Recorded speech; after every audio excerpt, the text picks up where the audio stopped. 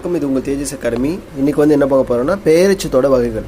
நேற்று என்ன பார்த்தோம், பெயரெச்சம்னா என்னென்னு பார்த்தோம். பெயரெச்சம்னா என்ன, ஒரு செயல் வந்து ஒரு இன்கம்ப்ளீட் ஆகாத செயல் வந்து ஒரு பெயர் சொல்லு கொண்டு முடிஞ்சா அது வந்து பெயரெச்சம்னு பார்த்தோமா.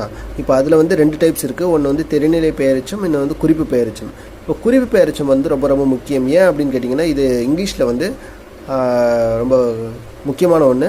ஸோ நீங்கள் ஃபஸ்ட்டு தமிழ் கிராமரில் குறிப்பு பெயரெச்சம் என்னென்னா, ஒரு பெயர்ச்சொல் எப்படி இருக்குன்னு சொல்லும். அதாவது ஒரு பொருளோ ஒரு நபரோ ஒரு இடமோ எப்படி இருக்குன்னு சொன்னிச்சுன்னா அது வந்து குறிப்பு பெயரெச்சம். சரிங்களா? இப்போது உதாரணத்துக்கு பாருங்களேன், ஒரு பையன் இருக்கான், அந்த பையன் ரொம்ப நல்ல பையனாக இருக்கான். ஒரு பொண்ணு இருக்குது, அந்த பொண்ணு ரொம்ப அழகாக இருக்குது. ஒரு வீடு இருக்குது, அது ரொம்ப பெரிய வீடு, ரொம்ப மாடி வீடு, ரொம்ப பெரிய வீடு. இப்போ உதாரணத்துக்கு பாருங்கள், நல்ல பையன், அழகிய பெண், பெரிய வீடு, இதெல்லாம் வந்து குறிப்பு பெயர்ச்சிக்கு உதாரணம். இந்த சென்டென்ஸில் இப்போ நல்ல பையன் இருக்குல்ல, இப்போ அந்த பையன் வந்து எப்படிப்பட்டவன், நல்லவன். இந்த பெண் வந்து எப்படிப்பட்டவள், அழகிய பெண். அதே மாதிரி வீடு, பெரிய வீடு. ஸோ இதை தான் நம்ம வந்து இங்கிலீஷில் அட்ஜெக்டிவ்னு சொல்லுவோம்.